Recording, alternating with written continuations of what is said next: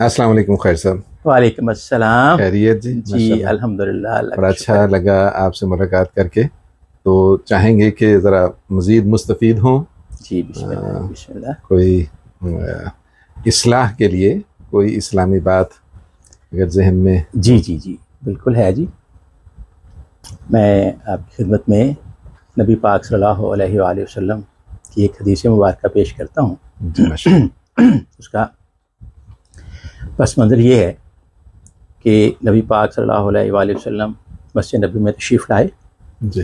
اور صحابہ اکرام رضوان اللہ علیہم بیٹھے، اور جب آپ نے خطاب کے لیے منبر پہ قدم مبارک رکھا تو آپ نے فرمایا آمین.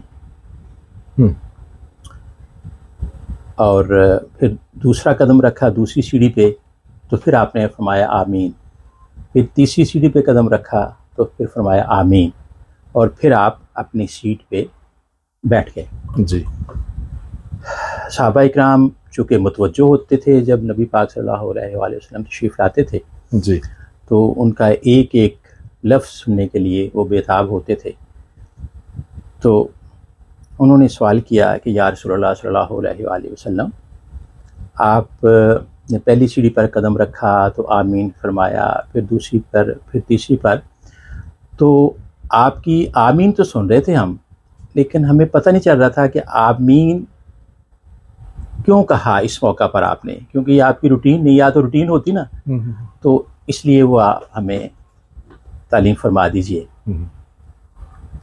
تو نبی پاک صلی اللہ علیہ وآلہ وسلم نے فرمایا کہ جب میں نے پہلی سیڑھی پہ قدم رکھا تو جبرائیل علیہ السلام تشریف لے آئے اور انہوں نے کہا کہ یا رسول اللہ صلی اللہ علیہ وآلہ وسلم، اگر کوئی استطاعت رکھتا ہو، صحت مند ہو اور رمضان شریف کے روزے نہ رکھے تو اللہ تعالیٰ اس کو اپنی رحمت سے دور کر لیتا ہے.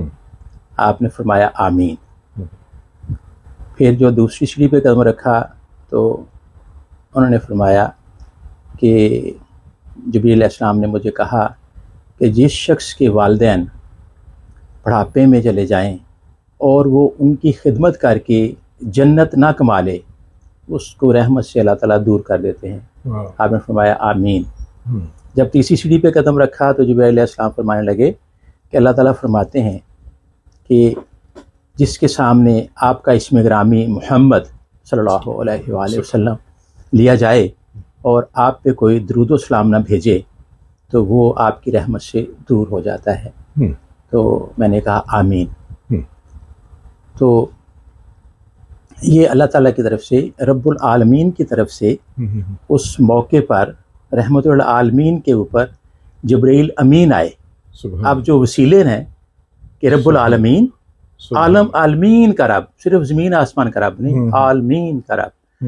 اور عالمین میں ہم جو دیکھتے تھے کہ یہ چاند ستارے اور کہکشاں، اس کو ہی عالم سمجھتے تھے، لیکن عالمین آج کی سائنس نے بتایا ہے کہ زمین تو ڈاٹ لگتا ہے ان کے سامنے، جتنے بڑے بڑے سیارے. بے شک. تو وہ رب العالمین ہے. اور وہی امین جبریل امین رحمت العالمین کے پاس یہ پیغام لے کے آ رہے ہیں. سبحان اللہ. تو یہ دیکھیں کہ اس کی کتنی اہمیت ہے اس حدیث مبارکہ کی. بے شک بے شک. کہ رمضان شریف بخشش کا مہینہ ہے اور اس میں غفلت کرے کوئی، کوتاہی کر کے وہ جنت نہ بنائے تو اس کے لیے وہ رحمت سے دور ہے. پھر والدین کی خدمت کر کے، وہ اس کا مطلب والدین کی خدمت کرنا انسان کو جنت میں لے جانے کے لیے بہت کافی ہے. بے شک بے شک. اور پھر آپ پر درود و سلام بھیجنا. درود و سلام کی اتنی اہمیت ہے کہ وہ لا شریک خود کہتا ہے ان اللہ و ملائکتہ یصلون علی النبی یا ایھا الذین آمنوا صلوا علیہ وسلموا تسلیما. سبحان اللہ. تو ان اللہ و ملائکتہ، اللہ تعالیٰ فرماتے ہیں کہ میں اور میرے فرشتے نبی پاک پر درود و سلام بھیجتے ہیں. اے مومنو، آپ بھی ان پر درود و سلام بھیجو اور ان کو اس طرح رسول تسلیم کرو جس طرح تسلیم کرنے کا حق ہے. بے شک. تو اگر آپ کا اسم گرامی سن کر کسی نے درود پاک نہیں پڑھا تو اللہ کی رحمت سے دور ہو گئے. تو یہ تین چیزیں ایسی ہیں کہ اسی پر عمل درآمد شروع ہو جائے تو دین بھی اور دنیا بھی بچ جاتی ہے. ماشاءاللہ ماشاءاللہ. تو یہ میں چاہتا تھا کہ اپنے جو احباب بیٹھے ہیں ان کو بھی یہ بتا دیا جائے. تو درود پاک بہت ضروری، رمضان شریف کے روزے بہت ضروری، والدین کی اطاعت اور خدمت بہت ضروری. ماشاء اللہ، جزاک اللہ، بہت مزہ آیا جی، جزاک اللہ خیر صاحب، تھینک یو سو مچ.